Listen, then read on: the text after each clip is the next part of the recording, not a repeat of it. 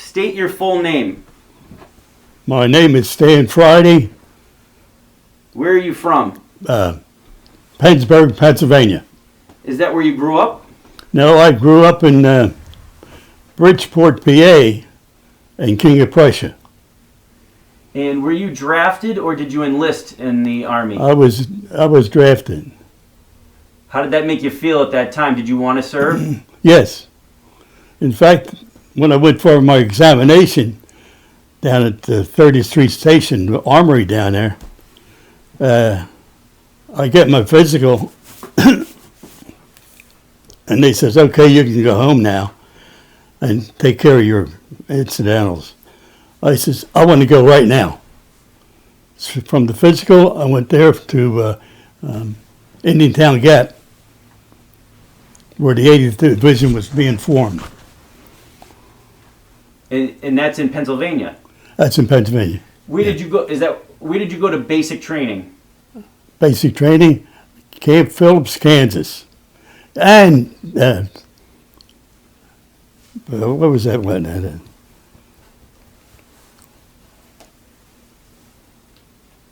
you remember what state it was in? Kansas. Fort Riley?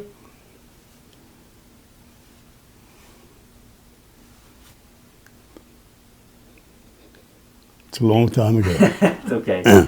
So you go to basic training. What year is this? 1943?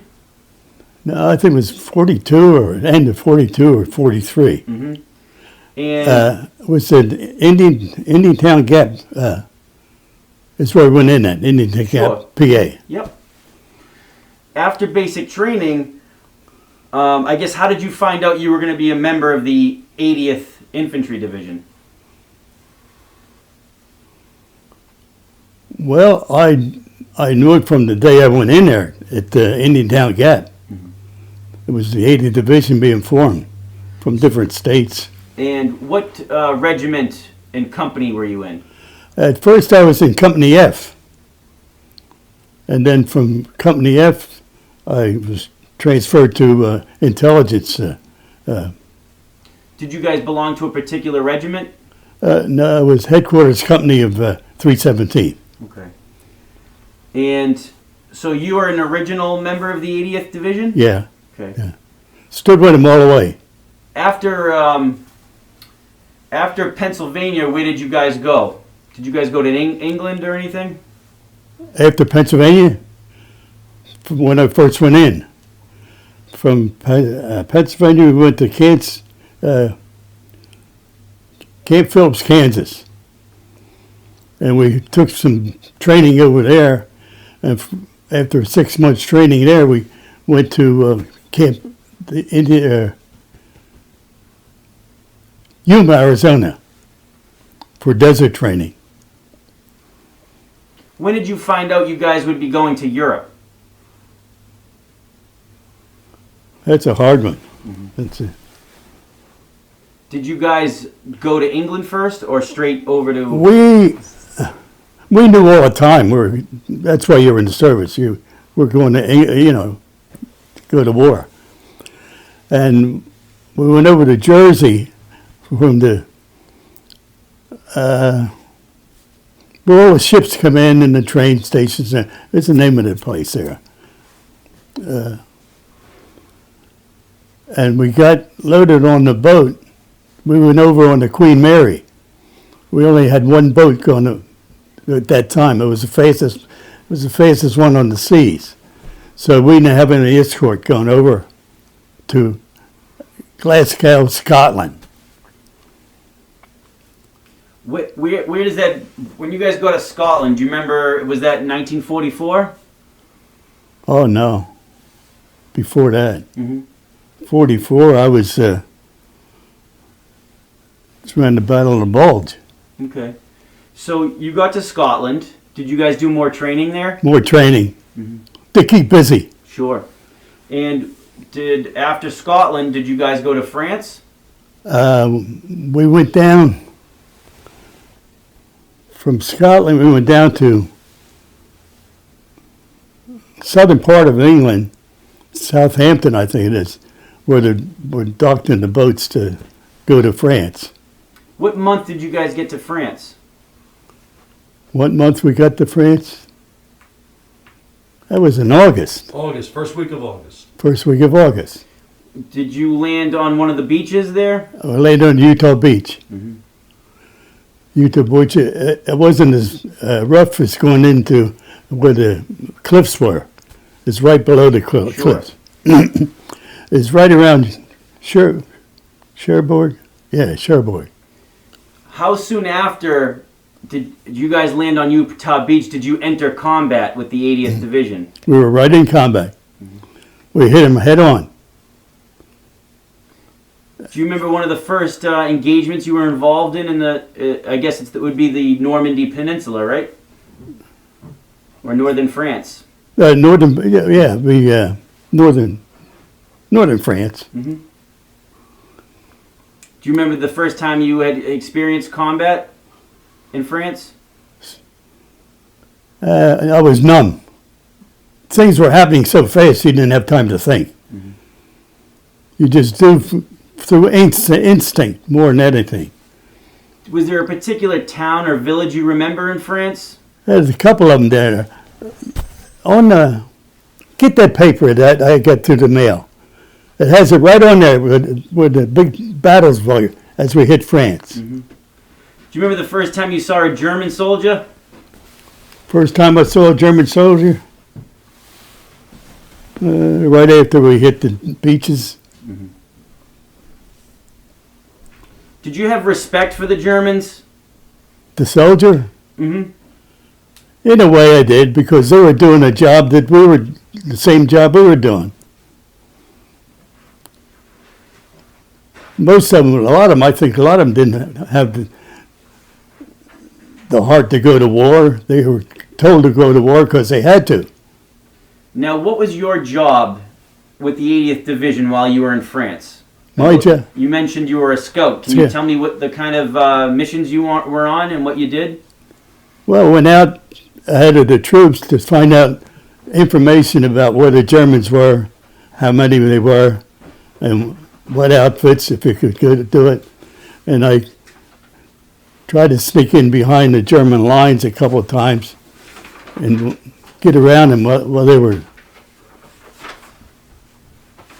Yep. While they were talking, jibber jabbering, because I could see. My night vision was good at that time. I could see in the dark without the goggles they have today. As a scout in France, before we start talking about the Battle of the Bulge, did you have any close calls? Did you Did you have any close calls from almost getting wounded or hurt? No, I got wounded when they were. It was a tank battle there. I forget the name of the town. It was shelling us, from the tanks, and I hit it. I was looking for something to hide in. I found a depression, and I went face down in the depression, and I put my hands over my face like that, and the shells were all around me. Shrapnel got this arm and got that arm. Wow. Just sliced it through the what's names. I didn't feel it. Was that in France? That was in France. That was the first battle. I wish I had to. It's all right. No worries. It We'll get the details later. was that first big tank battle. Okay. And How long did you spend in a field hospital? I didn't go to the hospital. I wrapped it on the job. I didn't have time. I was way ahead of front lines. Troops were behind me. So I carried the first aid equipment with me in case we did get hurt. And I got it, and I seen this trickling down my, and I opened it up, and I said, holy smokes. So I got some of that there powder you put on there. What's the name of that powder? Sulfur. Huh? The sulfur powder? Yeah. And I just bandaged it up. And I still got scars after 75 years. I got a scar down both sides. But I'm protecting my face. When did they award you a Purple Heart? Was that over in France? France. Was there some sort of formation? And No. did it present you the Purple Heart? No. No. Okay. No. I was ahead of the front lines all the time. Do you remember going into Belgium? Belgium, Battle of the Bulge. Yeah, we were going down to hit the Siegfried line the next day. We were all positioned on the Siegfried line to bust into Germany. Then we got the call from the headquarters, load up and get in your trucks and head north to Belgium. The Germans had broken through. And we loaded up on trucks and rode all night long. And the next morning we went into battle. That was in 44, Christmas of 44. And from the riding all night in the trucks, we were told, leave your headlights on, let them know we're coming. That's the orders we got. And we got up there, and cold, snow and rain and we're right into battle.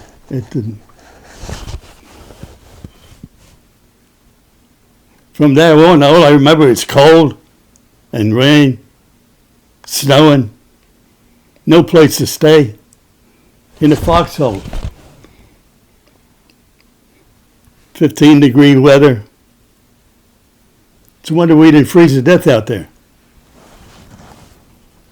Was there anything different that you noticed about the German soldiers from France? Well, then, compared to the Battle of the Bulge, were they fighting harder? Was there more armor? Yeah, there were more seasoned troops, because what I run into a lot of times were most of them didn't have the heart and the fighting like the fighting Germans did. The German soldier did. Was there more? Did you see more tanks during the Battle of the Bulge, or was there a more 88 fire? Yeah, in fact, that was the leading. When we hit the beaches, we had the tanks supporting us, and they were we had the Germans on the run then, and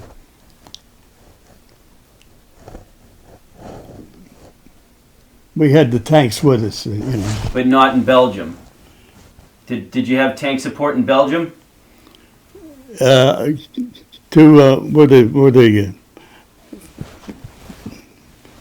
the troops were. Yeah. Who was in there? What outfit was that, Rich? They sent an order down there into Belgium to surrender, 101st? 101st. Mm-hmm. And he sent them back to the German headquarters, and he gave it to the commander there. He says, Nuts. And the other German said to the officer, what's this nuts business? He didn't know what it meant. And they didn't want to surrender, And then we had to go out and break through the lines to get them support and relieve them. Were you far away from Bastogne? Were you pretty close to Bastogne? Do you remember, Stan? Well, right in the middle of it. Yeah, once we broke through. We were on the outskirts, trying to penetrate, but What did you guys do for any type of food or during the Battle of the Bulge? Did you run into any civilians in Belgium?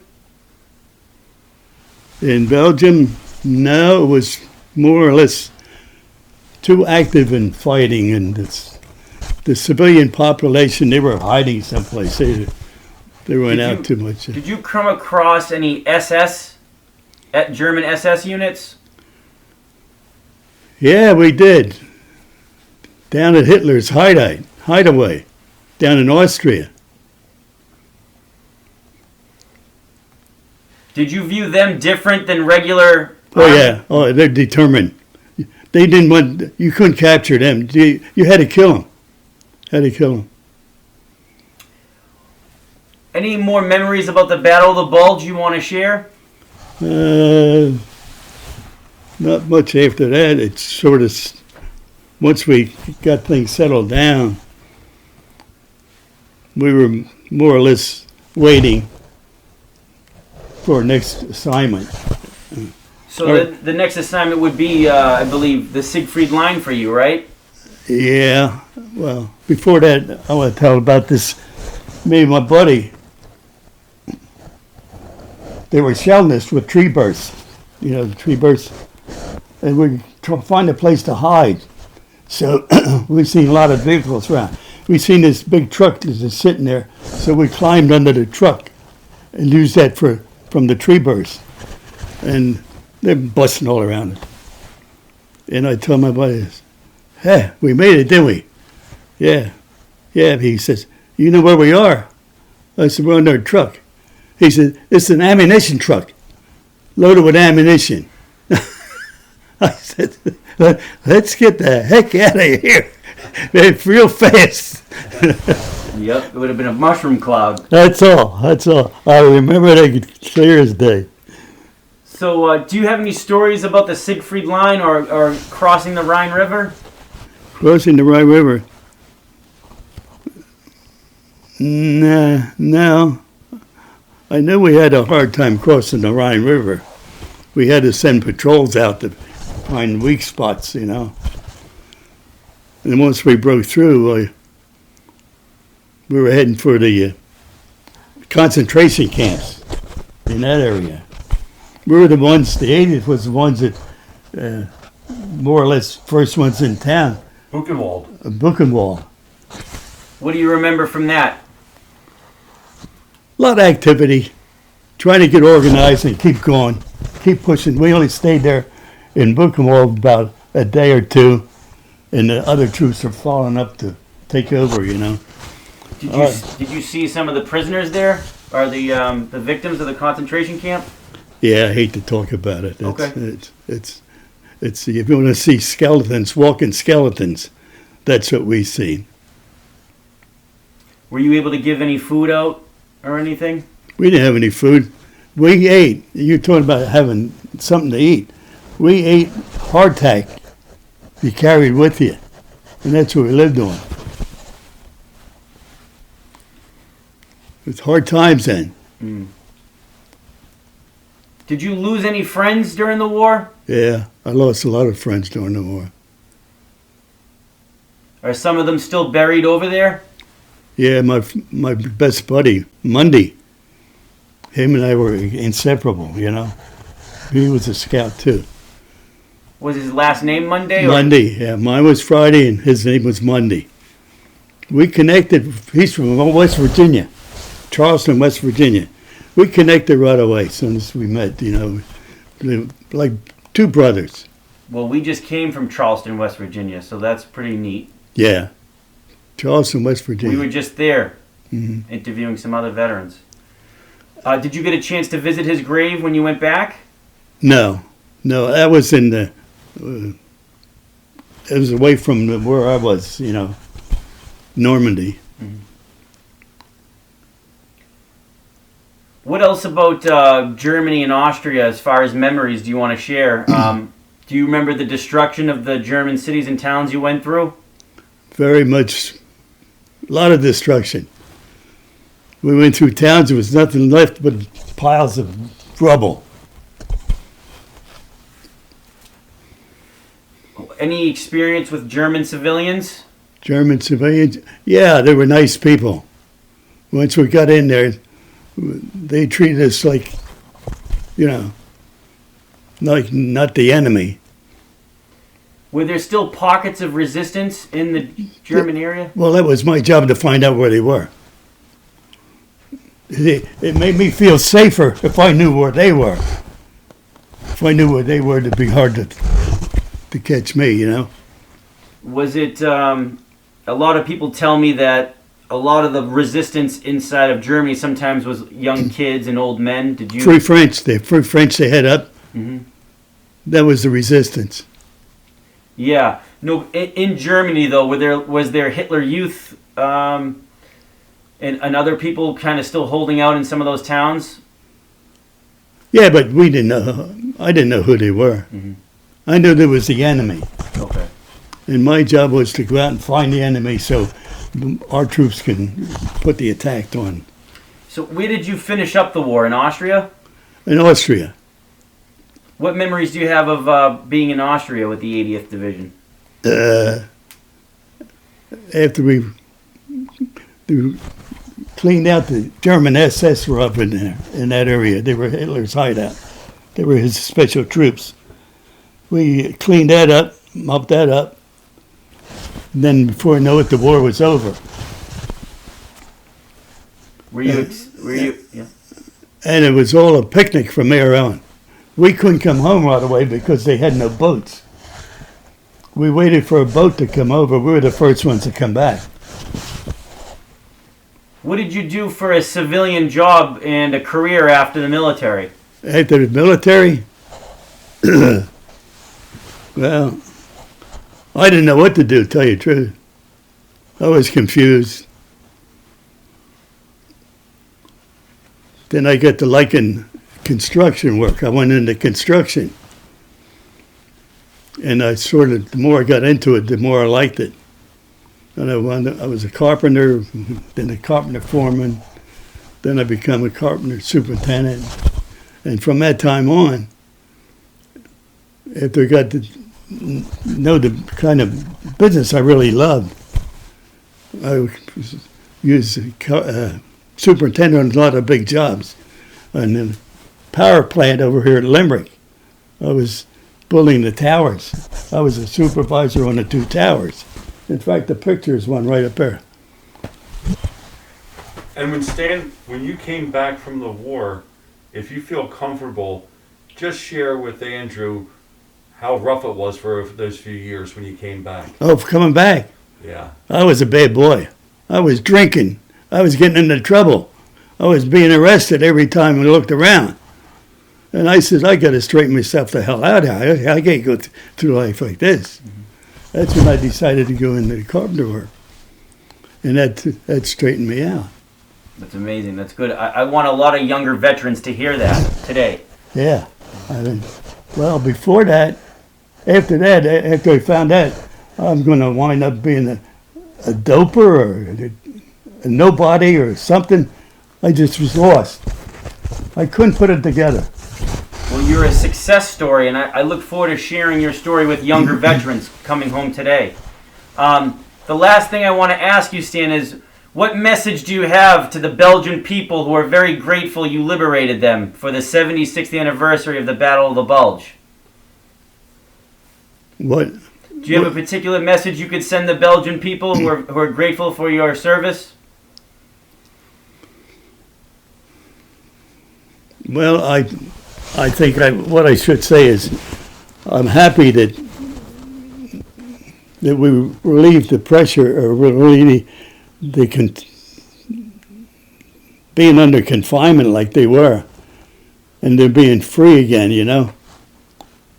They view you guys as heroes, and so I really appreciate you doing this interview for me. Yeah. Because they're going to be watching it on the virtual ceremony. Yeah, well. What could you say about your division? Were you proud to serve with the 80th? Very proud. Very proud.